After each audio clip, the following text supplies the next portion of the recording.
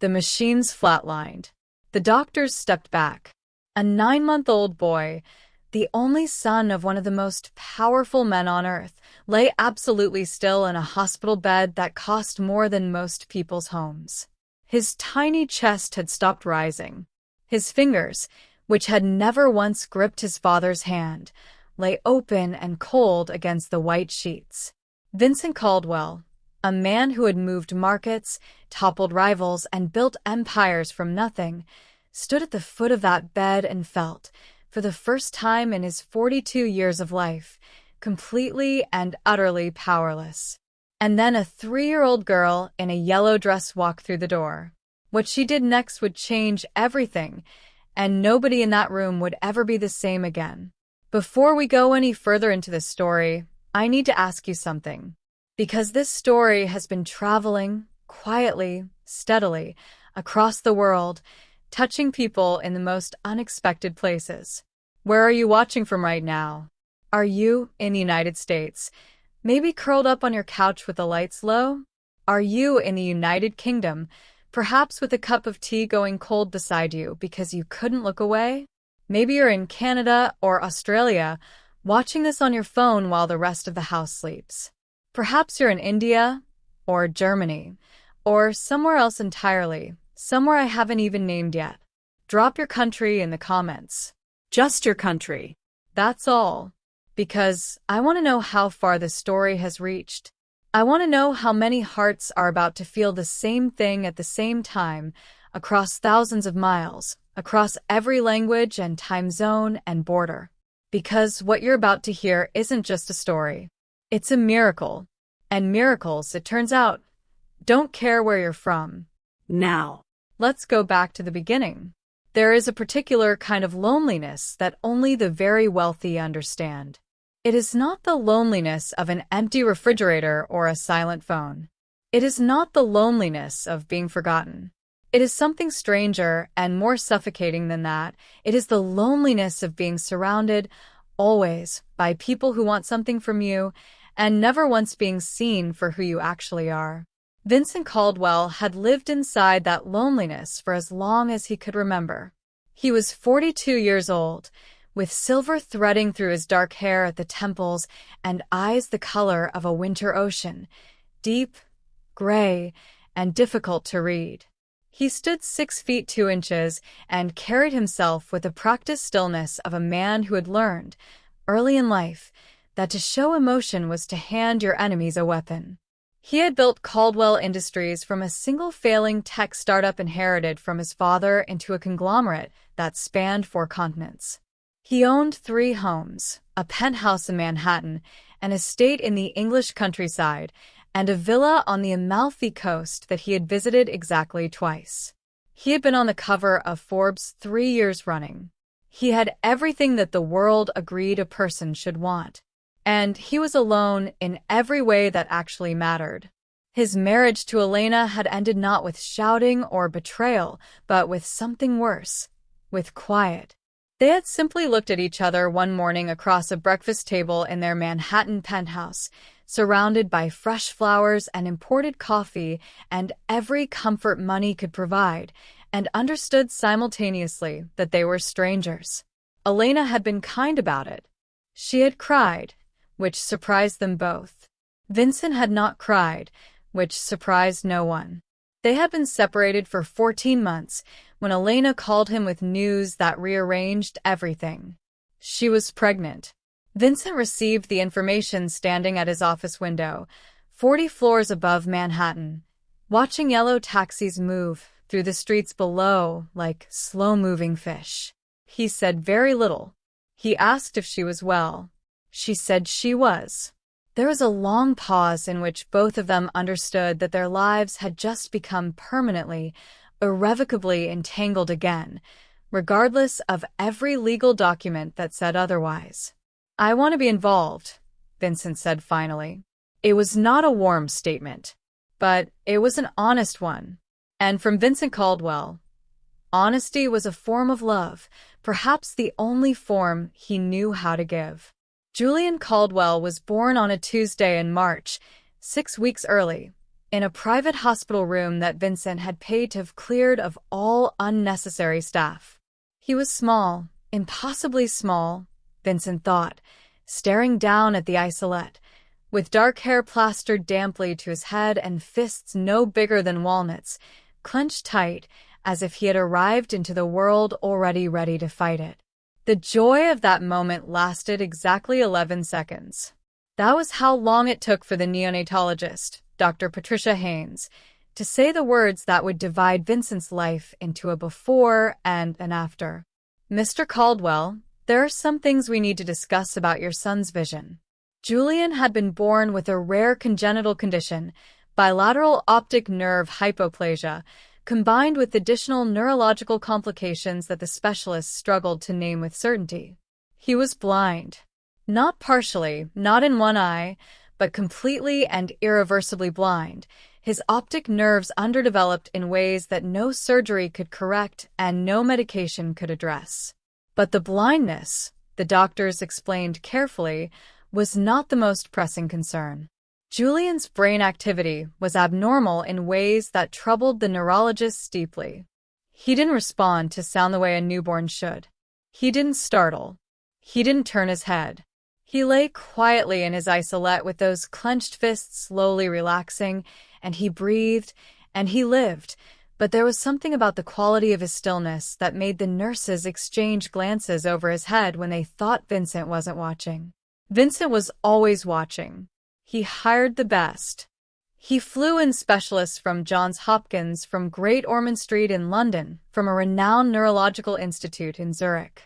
He paid for tests that hadn't been covered by insurance since the previous decade. He created a medical file for his 9-month-old son that was thicker than most doctoral dissertations. The answers that came back were all variations of the same answer. "We don't know. We're not sure. We're doing everything we can. We're sorry, Mr. Caldwell. We're so very sorry." Vincent did not weep in front of the doctors.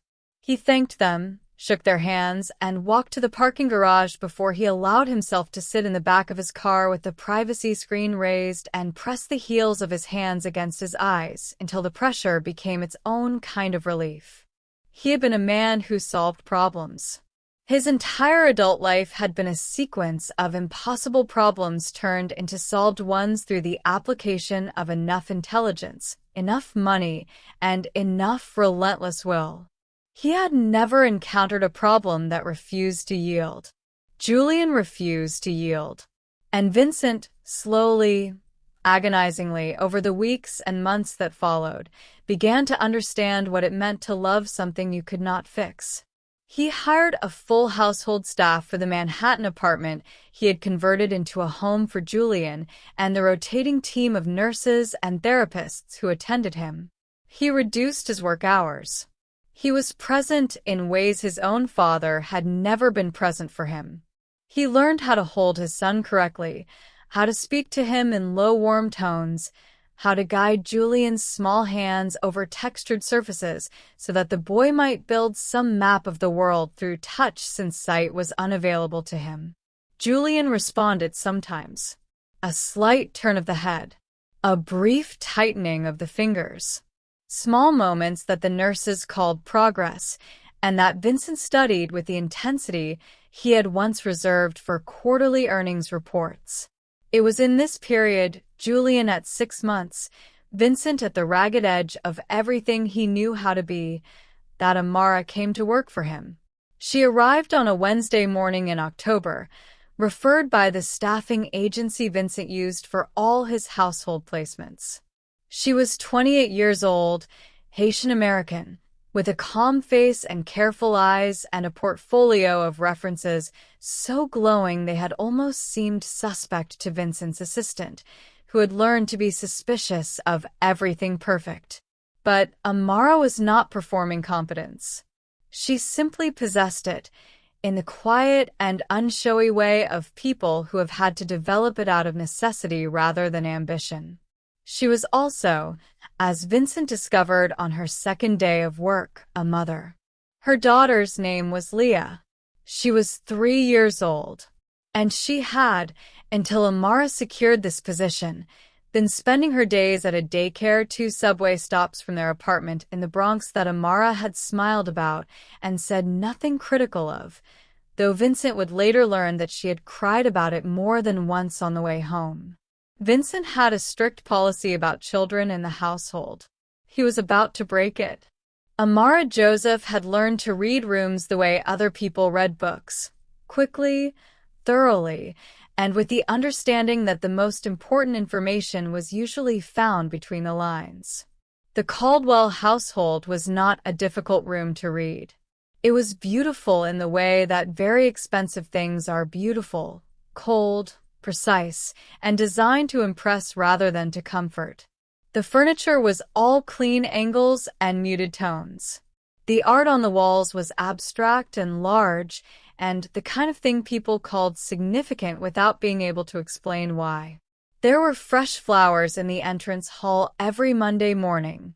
White orchids, always white, always the same, and they were replaced before they could wilt, before any imperfection could take hold. It was a home that had been engineered to project power. And at its center, in a nursery that was itself a masterpiece of considered design, soft gray walls, the finest crib, a mobile of hand-blown glass that caught the light and scattered it across the ceiling in patterns that a sighted child would have loved, lay Julian. Amara stood in the doorway of the nursery on her first morning and looked at him for a long time. He was beautiful. That was the first thing. A small, serious-faced child with his father's dark coloring and something in the set of his jaw that suggested he was already, at 6 months old, carrying something heavy. His eyes were open. They were open often, the night nurse had told her, though they registered nothing, tracking no movement, fixed on some middle distance that existed only inside him. Amara had worked in 3 households before this one. She had cared for children with needs of many different kinds. She understood, professionally and practically, the shape of the situation she had entered. But standing in that doorway, looking at Julian, she felt something that was not professional and not practical. She felt the particular ache that one mother feels when she encounters a child who is not being mothered enough, not for lack of trying, not for lack of money or attention or care, but for lack of the specific warmth that cannot be purchased or scheduled or delivered by even the most qualified team of specialists. Julian was loved. She could see that Vincent loved him in the taut, frightened, furious way of a person loving something they are terrified of losing. The nurses loved him in the capable, boundaried way of professionals who have learned to protect their hearts at certain distances. But the boy was lonely. And loneliness in an infant is a specific kind of hunger that Amara recognized because she had spent years learning to feed it. She crossed the room quietly, settled into the rocking chair beside the crib, and began to sing. It was a song her own mother had sung to her, a Haitian lullaby, low and rhythmic, with words that didn't translate cleanly into English, but whose meaning was something like, "You are here, you are held, the night is long, but I am longer." She sang it softly, without self-consciousness, the way you sing when you're not performing but simply offering something true. Julian's head turned. It was slight, barely an inch, a fraction of a movement, but it was toward her, toward the sound. And his mouth, which had been pressed in that small, serious line, relaxed, just slightly, at the corners. Amara noted it. She said nothing to the nurses who came in an hour later. She simply filed it in the part of herself where she kept things that mattered. She brought Leah to the apartment for the first time on her 3rd day. She had asked Vincent's permission, respectfully, directly, without the excessive apology that some employers seem to expect from their staff. She had explained the situation calmly. The daycare was inadequate. She had no other arrangement on short notice. She would ensure Leah was no disruption to the household routine. Vincent had looked at her for a long moment with those gray winter ocean eyes, and Amara had held his gaze steadily, because she had learned that looking away from powerful people was interpreted as either guilt or weakness, and she was neither guilty nor weak. One day, Vincent had said, "We'll see how it goes." Leah arrived that Wednesday morning wearing a yellow dress with white daisies embroidered on the hem, her hair in two puffs secured with yellow elastics, carrying a small backpack shaped like a turtle that contained, as Amara well knew, approximately 40% of everything Leah considered important in the world: a stuffed rabbit named Professor, 3 crayons, a picture book about a bear who couldn't sleep, and a slightly crumpled photograph of the two of them at Coney Island from the previous summer. Leah walked into the Caldwell apartment and turned in a slow circle, taking in the white orchids and the abstract art and the glacial, impressive hush of the place. Then she looked up at her mother and said, with the devastating candor of 3-year-olds everywhere, "It's too quiet in here, Mama." Amara pressed her lips together to keep the smile from becoming a laugh. "I know, baby. We're going to be very quiet ourselves today, okay? We're going to be helpers." "I'm a good helper," Leah confirmed, with full and unironic confidence. "You're the best helper," Amara agreed. She settled Leah in the kitchen with her crayons and her picture book and went about her morning work, moving through the apartment with the efficient, unhurried rhythm she had spent years perfecting. She was aware of Leah the whole time. One part of her attention always anchored to her daughter the way a ship is anchored, the line invisible but constant and strong. It was mid-morning when she heard it. Not an alarm, not crying, just silence where there had been the soft sound of Leah's humming while she colored. Amara moved to the nursery doorway. Leah was standing at the railing of Julian's crib. She had pushed the little step stool, the one the nurses used to reach the mobile, against the crib's side, and she was standing on it with her hands on the railing, looking down at Julian with an expression of focused, solemn attention. Julian's head had turned toward her. "Hi," Leah said to him, in the forthright way she said most things. Julian's mouth moved. Not into a smile, not quite, but something shifted in his face, some small inner weather change. "His eyes don't work," Leah said, without turning around. She had heard Amara's footsteps without looking. "That's right," Amara said carefully. "Julian can't see." Leah considered this with the seriousness she applied to information that was new and required proper processing. Then she looked back at Julian. "That's okay," she told him, with gentle authority. "I'll be your eyes." Amara stood in the doorway with her hand pressed flat against the door frame, steadying herself because her knees had done something unexpected. And Julian, blind, silent, serious-faced Julian, the child the specialists called unresponsive, turned his head another inch toward the sound of Leah's voice, and held it there. Nobody gave them permission to become friends. Nobody needed to. There is something that happens between very young children that bypasses every category adults use to organize the world: wealth, status, ability, circumstance. Children below a certain age have not yet learned to see those things. They see only, here is another small person. Here is a face. Here is a presence. And from that elemental recognition, connection forms with a speed and ease that adults spend their entire lives trying to recover. Leah came back the following day, and the day after that. Vincent's one-day trial had passed without comment, and Amara understood, from his silence, from the way he paused briefly in the nursery doorway one morning and watched Leah sitting beside Julian's crib, singing to him while she colored, that the arrangement had been tacitly extended. She did not press for formal confirmation.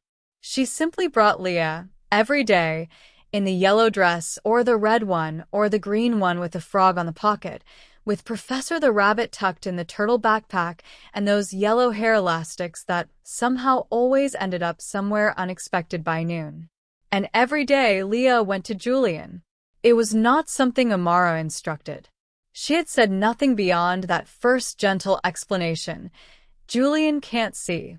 That's right. Leah had absorbed the information and constructed her own understanding of it and acted accordingly, in the way of children who have not yet been taught to be helpless in the face of things they don't fully understand. She talked to Julian constantly. She narrated her coloring. I'm making this one purple because purple is the best color, and I think you would like it if you could see it. It looks like a grape but bigger. She described her books in a running commentary that bore a loose relationship to the actual text. The bear can't sleep and he's very sad about it, but I think you should try warm milk because that's what Mama gives me.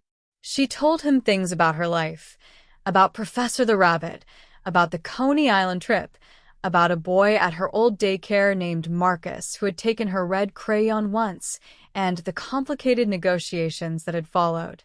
Julian lay in his crib and listened. And if the neurologists who had shaken their heads over his file could have been in that room, they would have seen something that their instruments had not predicted and their prognosis had not accounted for: a child responding. Not dramatically, not in ways that showed up on any scan, but in the oldest and most fundamental ways: turning toward a voice, stilling at a touch, the corners of a mouth lifting at a sound that had come to mean safe. Leah touched him without hesitation, which was something even Vincent sometimes failed to do. She would reach through the crib rails and close her small hand around his fingers, or touch his cheek lightly with one finger the way you might touch something precious and fragile, and say, "Hi, Julian. It's me. It's Leah. I'm here." She did this every time, that announcement. "I'm here," as though she had understood intuitively that for someone who could not see you enter a room, arrival needed to be spoken, not assumed. Amara watched all of this and said nothing, and felt something building in her chest that she could not name. It was not quite hope. Hope had a brightness to it that this feeling was too quiet for. It was more like recognition. The recognition of something true. Vincent was in the apartment more often now. He had shifted meetings, rearranged his schedule in ways his assistant described as unprecedented and his board described as concerning. He was there in the mornings when Amara and Leah arrived, sometimes already in the nursery, sitting in the chair beside Julian's crib with his elbows on his knees and his face in his hands, not sleeping, just bearing the weight of something in a way that required stillness. He and Leah developed an odd relationship. She was not intimidated by him, which seemed to surprise him each time. She was 3 years old and 4 feet of pure, unfiltered presence, and she treated everyone, the nurses, the specialists, the billionaire father in the expensive chair, with the same direct, interested attention. She asked him questions with no awareness that his answers were considered private. "Why do you look sad?" she asked him one morning, appearing at his elbow while he stood at the nursery window. Vincent looked down at her. "I'm worried about Julian," he said after a pause, and Amara marveled that he gave her the true answer. Most adults would have deflected a 3-year-old. Vincent answered her as if she had asked something worth answering. "I worry about him too," Leah said, with great seriousness. "But I think he's going to be okay." "Why do you think that?" She considered this with the expression she wore when processing new information, and then she shrugged, which was somehow more comforting than any formal answer. "Because I'm his friend, and I'm not going anywhere." Vincent looked at her for a long moment. Then he looked at Julian, who had turned his head toward the sound of Leah's voice. Then he looked back at Leah. "Thank you," he said. And his voice, for just a moment, lost its boardroom quality entirely. It was Amara who first noticed the changes in Julian that the weekly medical reviews were not yet measuring. He was sleeping better. The fitful, brief sleeps that had worried the nurses, the way he would surface from them with a small sound, not quite a cry, but something distressed and searching, were smoothing out. He was sleeping for longer stretches, deeper, and waking without that searching sound. He was reaching. Not consistently, not with the coordinated purposefulness of a neurotypical 9-month-old, but there were moments, specific, repeatable moments, when Leah would take his hand and he would curl his fingers around hers first. The initiation was his. Small and slow and unsteady, but his. She pointed it out to the visiting nurse one afternoon, as carefully and specifically as she could, the time, the context, exactly what she had observed. The nurse noted it in the file. She did not offer an interpretation, but her face, when she thought Amara wasn't looking, showed something careful and surprised. Amara said nothing to Vincent that day.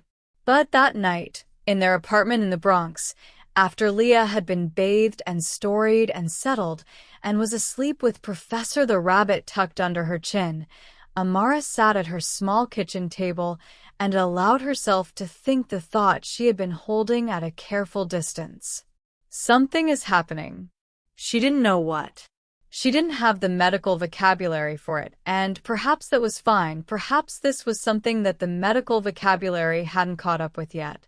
All she knew was what she had seen with her own eyes, which were trained and careful, and had spent years learning to look at children in the particular way you had to look at them. Not at what you expected, not at what the file said, but at what was actually, truly, honestly there. And what was there in Julian Caldwell was something that had not been there 2 weeks ago.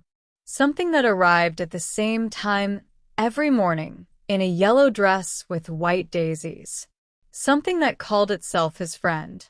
It happened on a Tuesday, 3 weeks after Leah first stood on that step stool and looked into the crib and said hi. The morning had begun, without warning. That was the thing about the worst moments. They never announced themselves. They simply arrived, suddenly and completely, in the middle of ordinary life. Julian had seemed fine at the 7 a.m. nursing check. He had been quiet, which was not unusual, and still, which was not unusual. Amara had arrived at 8:30 with Leah on her hip and the turtle backpack over her shoulder and the same coffee in the same travel cup she had every morning, and the apartment had looked the way it always looked, with the white orchids in the hall and the gray morning light coming through the tall windows. She had known something was wrong before she reached the nursery door. There was a quality to the silence that was different. She was someone who had learned to hear what silence was made of, and this one was made of the wrong things. It was too complete, too held, the kind of silence that occurs not in the absence of events, but in the presence of something terrible and still. She found the nurse. The nurse was already on the phone. Her voice was low and controlled and professional, and her eyes, above the controlled voice, were doing something else entirely. Julian was not moving. He lay in the center of his crib with his arms at his sides and his eyes open in that unseeing way that was familiar, but different now, terrifyingly different, because the small invisible aliveness that had always animated his stillness was gone.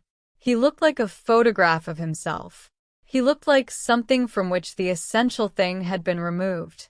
Amara set Leah down in the hallway and said, in a voice she barely recognized as her own, "Baby, stay here. Don't move. I mean it."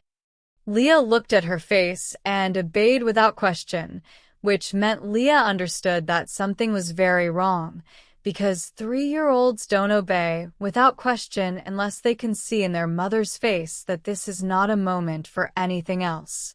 The next hour was machinery. The paramedics arrived in 7 minutes.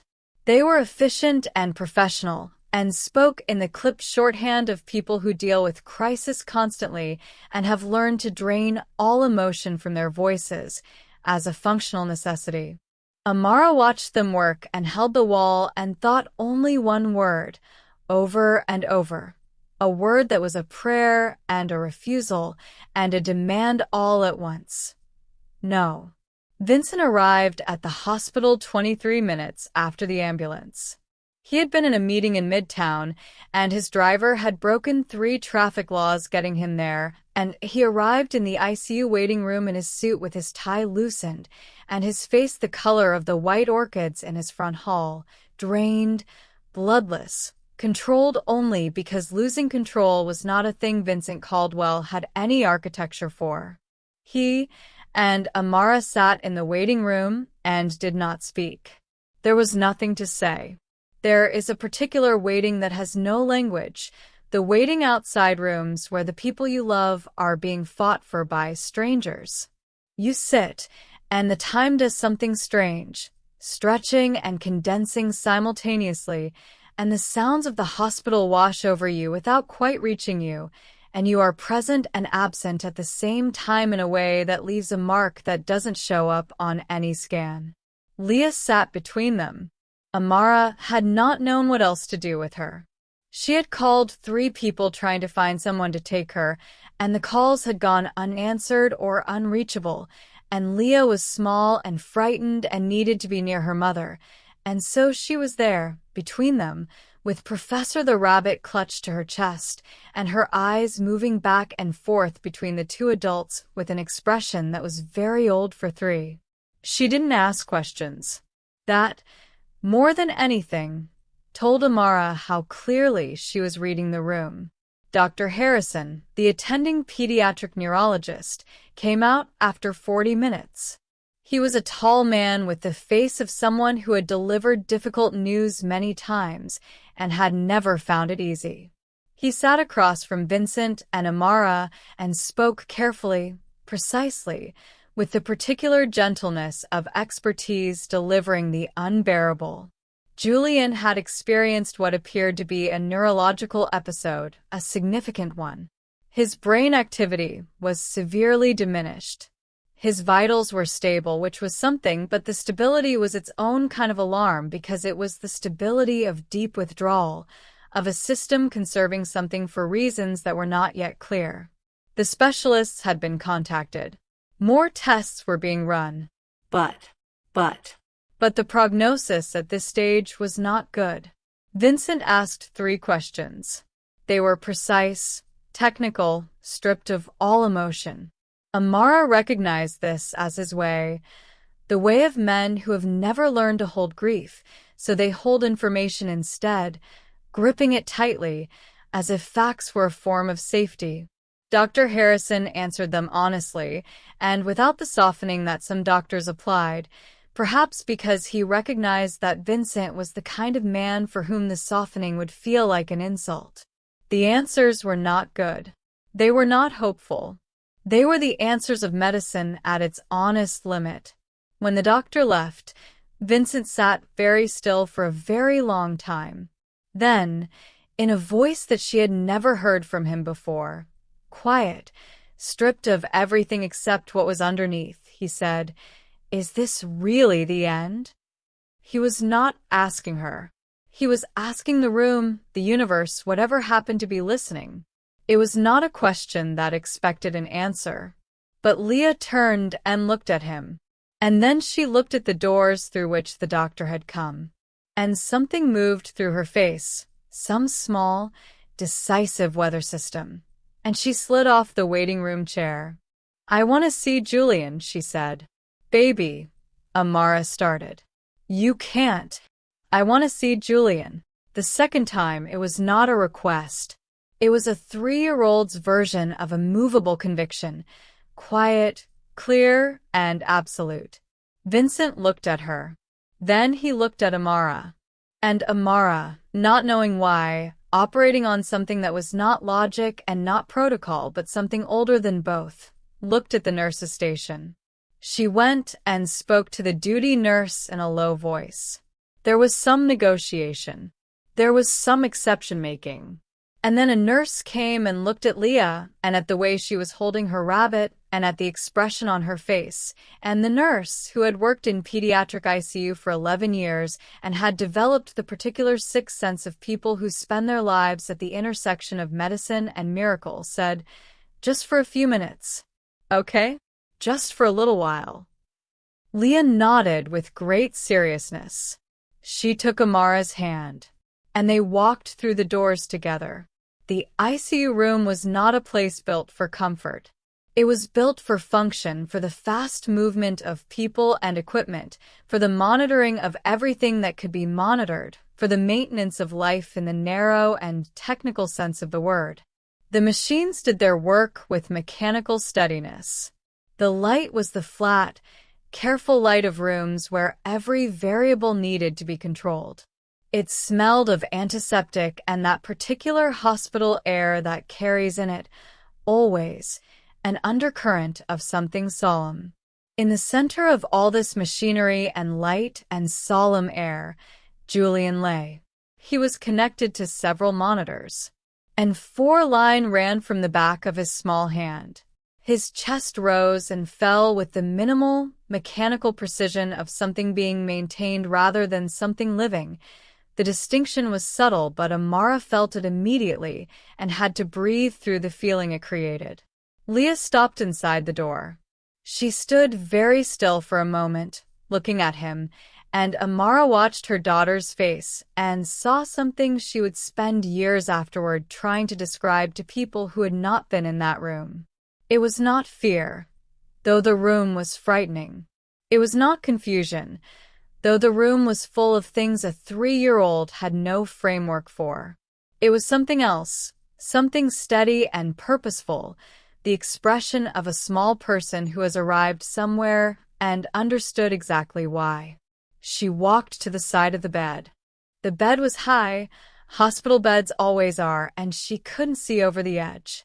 She looked around for the step stool she had used at home, the nurse's step stool, and she found the footrest near the wall, and she dragged it, slowly and carefully, with the determination of someone for whom the task was non-negotiable, across the floor until it was beside the bed. She climbed up. One of the nurses moved forward, and Amara put a hand out, a quiet, small gesture, barely a motion, but the nurse stopped. Something in Amara's face communicated what she herself didn't have words for. Wait. Please. Just wait. Leah looked at Julian over the bed rail. She studied him with that same focused, solemn attention she had brought to him from the very beginning, the attention that did not flinch from difficulty, that did not impose a story onto what it was seeing, that simply looked and saw. Then she looked at the rail. She couldn't reach him through it, not from this side, and the rail was up.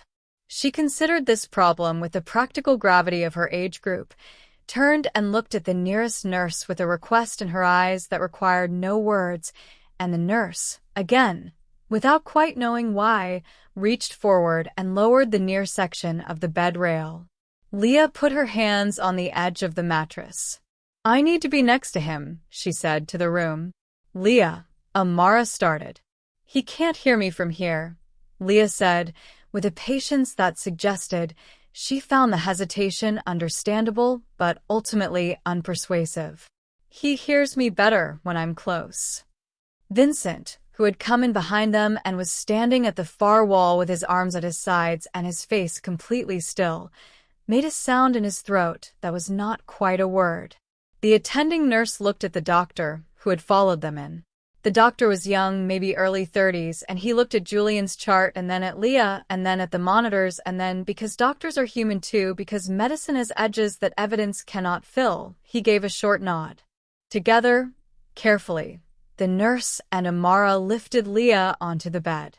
She moved immediately, without hesitation, settling herself beside Julian with a carefulness that seemed to come from somewhere beyond her 3 years.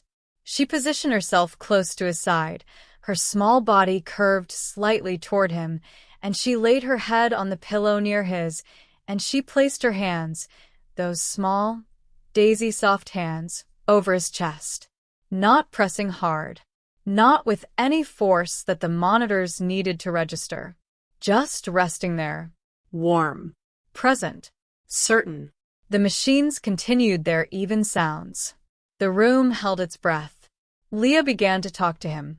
She said his name first, which she always did. Julian. Hi, it's me. It's Leah, I'm here. The announcement of arrival. The ritual she had created and never varied. Her voice was steady and warm and completely without the trembling that was in every adult voice in that room. "You have to wake up," she told him, "because we haven't finished our story. I was in the middle of telling you about the bear, and I didn't get to the end yet." She paused. "Also, Professor wants to meet you. I've told him about you, but he's never been this close, and he wants to say hello." She was quiet for a moment. Then she laughed. It was not an appropriate sound for the room. It was bright and sudden and totally genuine, a small burst of pure 3-year-old joy over something private, some thought she had had that she hadn't shared, and it fell into the silent room like a stone into still water. And the ripples. It was the monitor that registered it first. A small change, barely a variation, within the range of noise, probably nothing. Any statistician would have said probably nothing. In Julian's cardiac rhythm. A slight quickening. The kind of thing that gets a nurse's eyes to the screen. And then Julian's fingers moved. Not much.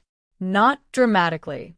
Just the smallest closing of the fingers of his right hand, which was lying beside his body at the edge of the mattress, the hand closest to where Leah's hip rested against the sheets.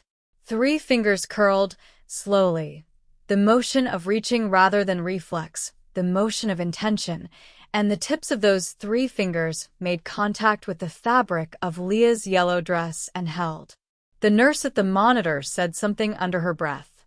The young doctor took 2 steps forward. Amara's hand found the wall. Leah looked down at Julian's fingers on her dress, and her face did something that Amara would see in her dreams for years. It opened, in the way of total and complete and unsurprised recognition, as if she had known all along that this was going to happen, as if the only thing that had needed to occur was for everyone else to stop expecting it not to. "Hi," she said to him softly. Julian's chest rose. Deeper than before. Steadier. And then, slowly, tentatively, with all the uncertainty of something waking after a long and difficult dark, a smile crossed his face. Faint as the first light, but unmistakable. The corners of his mouth lifting, his whole face shifting towards something that was not absence, not withdrawal, not the photograph stillness that had terrified them all. Presence. He was present. Vincent made a sound. It was not a word. It was not the controlled, boardroom-measured output of a man managing himself carefully. It was the sound a person makes when the wall they have built goes down all at once, not crumbling but falling, entire, like a structure that has been holding against pressure for so long that when the pressure releases, the release is total. He pressed his fist to his mouth. His eyes, those winter ocean eyes, filled. And across the room, a 3-year-old in a yellow dress lay beside a blind baby in a hospital bed, their hands touching, and laughed again, soft this time, gentle, the laugh of someone sharing a warmth rather than breaking a silence, as if she had simply never doubted, not for a single moment, that love was enough to find someone in the dark. They kept Julian in the hospital for 11 more days. In that time, the world outside continued in its ordinary way.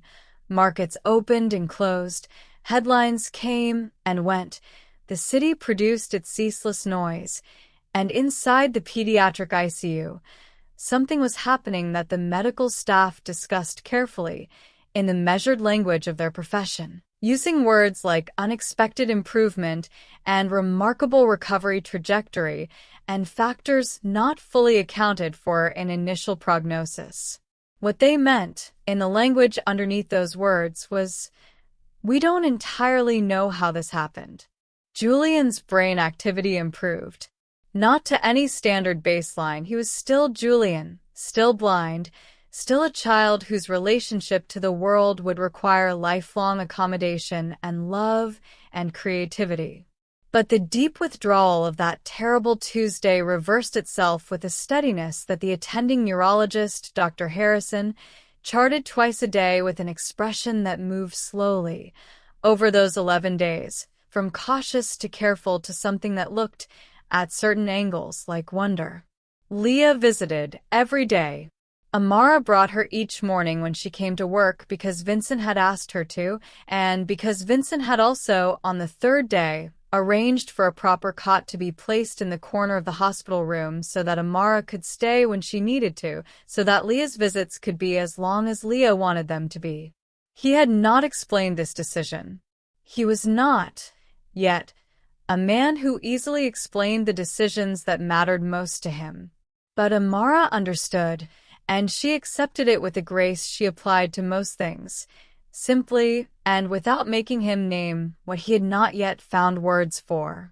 Leah and Julian developed, over those 11 days, the particular intimacy of two children who have found each other in a place where they were both, in their own ways, alone. Leah talked and Julian listened, and gradually, and then suddenly, the way all real changes happen, Julian began to respond. Not with words.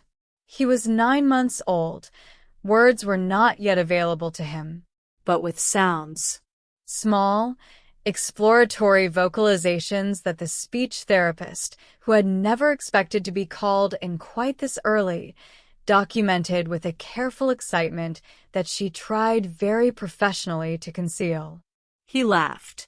On the 9th day, in the middle of one of Leah's stories about Professor the Rabbit, Julian produced a sound that was unmistakably, undeniably a laugh, short and surprised, as if even he was astonished by it, and Leah stopped mid-sentence and looked at him, and her whole face became a sunrise.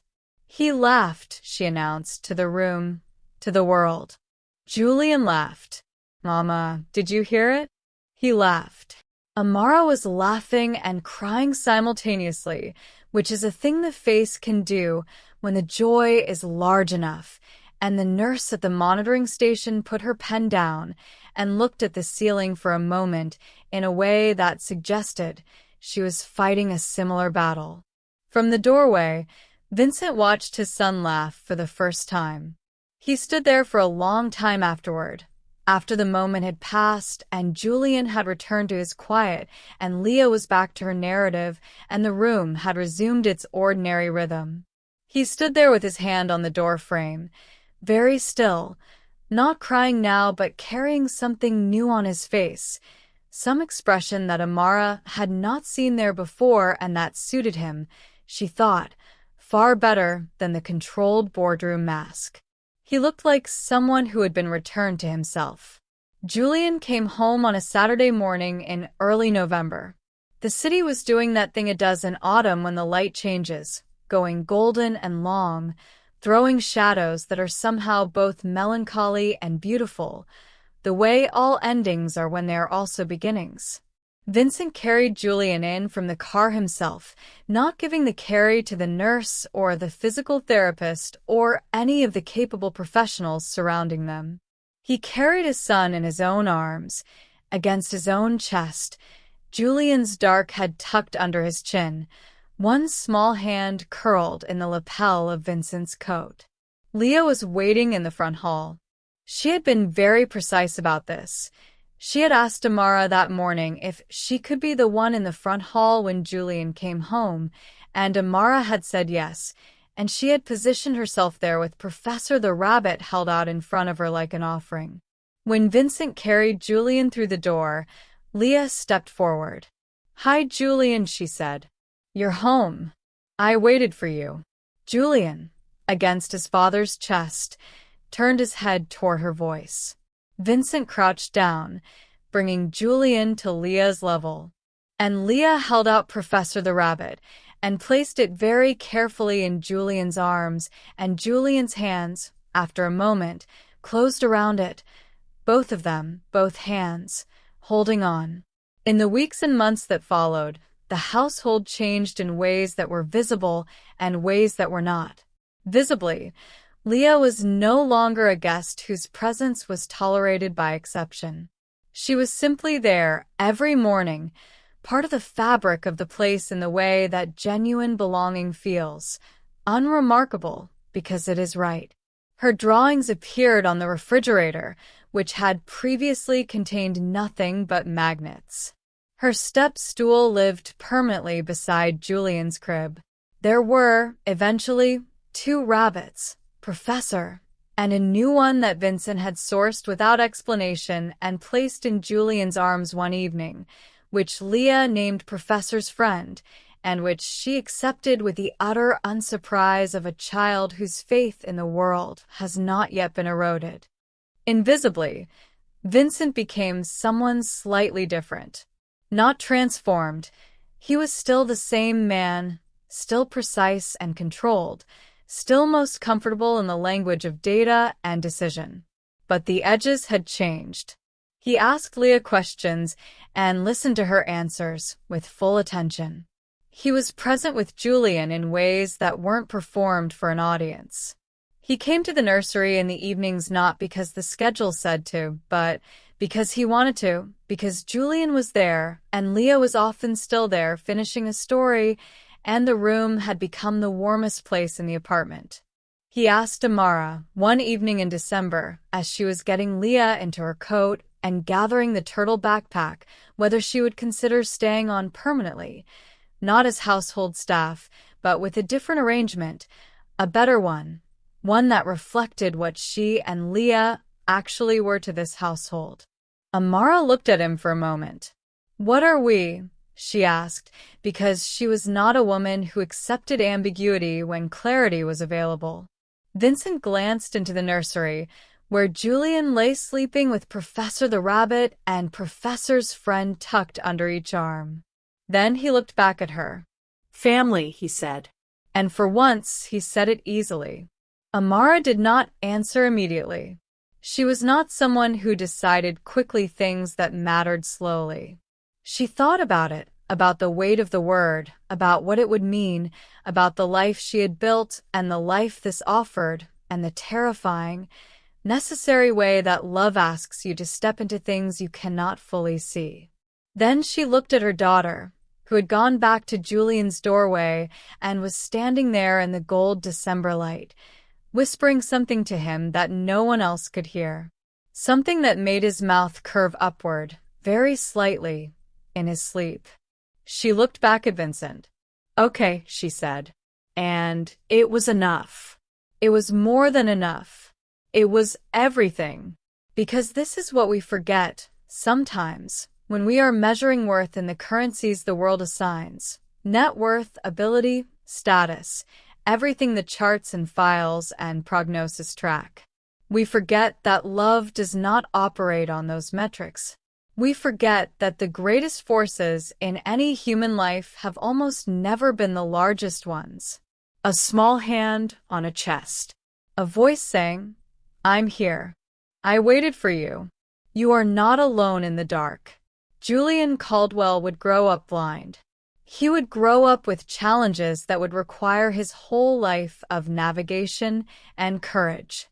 But he would grow up knowing, in the deepest place, the place that no chart measures and no specialist can assess, that he had been found by a 3-year-old in a yellow dress who had simply refused to believe that love was not enough. It was. It always is. The end.